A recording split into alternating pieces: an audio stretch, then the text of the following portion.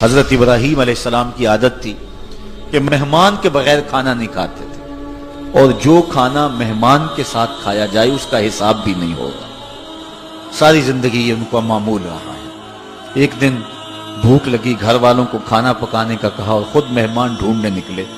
ایک شخص کو جو کہ بوڑھا تھا لے آئے، دسترخوان پہ بٹھایا، کھانا جب لگ گیا تو اس کو کہا اللہ کا نام لے کے شروع کرو۔ اس نے کہا میں تو اللہ کو نہیں مانتا۔ آپ نے فرمایا کہ میں تیرے سے کوئی ربط، رشتہ اور تعلق نہیں رکھتا، اللہ ہی کے نام پہ تجھے کھلا رہا ہوں، تو میرے رب کا نام تجھے کم از کم لینا چاہیے۔ اس نے کہا میں تو بتوں کا پجاری ہوں اور روٹی کے چند ٹکڑوں کے لیے اپنے بتوں سے بے وفائی نہیں کر سکتا۔ حضرت ابراہیم علیہ السلام بولے جب تو اتنا غیرت مند ہے کہ میرے رب کا نام نہیں لیتا اور اپنے بتوں سے بے وفائی نہیں کر سکتا، تو پھر میرا بھی تو کیا لگتا ہے، اگر میرے رب کو نہیں مانتا تو میں تو کھانا اس رب کے نام پہ کھلاؤں گا، کھاتا ہے تو ٹھیک، نہیں تو تیری مرضی۔ وہ حضرت ابراہیم علیہ السلام کے دسترخوان سے اٹھ کے چلتا بنا، وہ گیا تو جبریل امین حاضر ہو گئے، سلام دیا، سندیسہ سنایا۔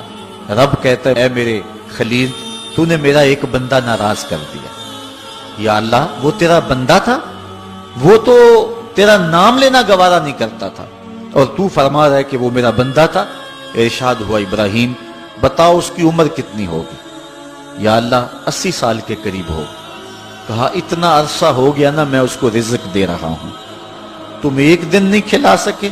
اب حضرت ابراہیم اس کو ڈھونڈ رہے ہیں، وہ دور پہاڑ پہ جا چکا ہے۔ اس کے قریب پہنچے، کہا میاں کھانا ٹھنڈا ہو رہا ہے، جلدی آؤ۔ اس نے کہا ایک شرط ہے، تمہارے رب کا نام نہیں لوں گا۔ کہا نہ لینا آؤ۔ تو کہنے لگا لہجے میں اتنا گداز، اتنی نرمی کیسے آ گئی؟ تم تو کہتے تھے رب کے نام کے علاوہ کھلاؤں گا نہیں۔ کہا کہ اسی رب کا ہی تو پیغام آیا ہے کہ میں بھی اس کو دے رہا ہوں۔ اس نے کہا اگر تیرا رب اتنا اچھا ہے تو کھانا بعد میں کھائیں گے، پہلے اس کا غلام بنا لے مجھ کو۔ تو وہ رب ہے سب کا، ہمارا حق ہے کہ ہم اس کی پوجا کریں۔ تو اللہ تعالیٰ جل شانہ نے ارشاد فرمایا یا ایھا الناس اعبدوا ربکم، اپنے رب کی عبادت کرو۔ ایک تو وہ تمہارا رب ہے، اور پھر الذی خلقکم، اس نے تمہیں پیدا بھی کیا ہے۔ توجہ چاہوں گا، کتنی شان ہے کہ اس نے تخلیق بھی کیا اور پھر اس نے تمہاری تربیت بھی کی۔ جو تخلیق بھی کرے اور تمہاری تربیت بھی کرے، کیا اس کا حق نہیں ہے کہ اس کے حضور سجدہ ریزیاں کی جائیں؟ ساری زندگی انسان ماں کی خدمت کرتا رہے تو بتاؤ ماں کی خدمتوں کا بدلہ دے سکتا ہے؟ ماں کے پیار کا صلہ دے سکتا ہے؟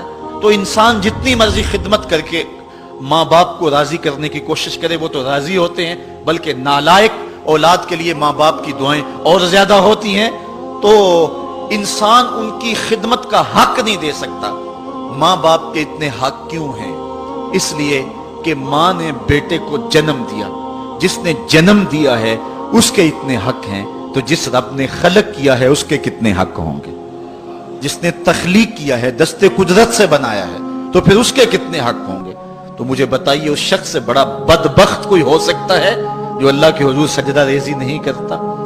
صبح کے وقت چڑیاں بھی اللہ کا نام لے رہی ہوتی، حشرات الارض بھی رب کا نام پکار رہے ہوتے ہیں، بلوں سے سر نکال کر جانور بھی اللہ کا نام پکار رہے ہوتے ہیں، اور اس شخص سے بڑا بد نصیب زمانے میں کوئی نہیں ہے کہ جو اللہ کے حضور جھکنا نہیں جانتا، جو اللہ کے حضور جو ہے وہ عبادت کا سر نہیں رکھتا۔ وہ رب ہے جو تمہیں پیدا کرنے والا ہے۔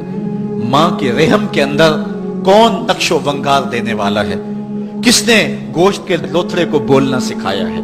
کس نے چشم خانوں کے اندر روشن چراغ رکھ دیے ہیں؟ اور کس نے سر کے اندر ایک نشیط اور روشن دماغ رکھ دیا ہے؟ کس نے ہاتھوں کو پکڑنے کی قوت دی اور کانوں کو شنوائی کی طاقت دی؟ اور کس نے جو ہے وہ سونگھنے کی قوت اور قوت شامہ ناک کے نتنوں کے اندر رکھ دی؟ کون ہے جو ٹانگوں میں زور پیدا کرتا ہے؟ کون ہے جس نے چھاتی کو طاقت دی؟ کون ہے جس نے انسانیت کو احسن تقویم بنایا؟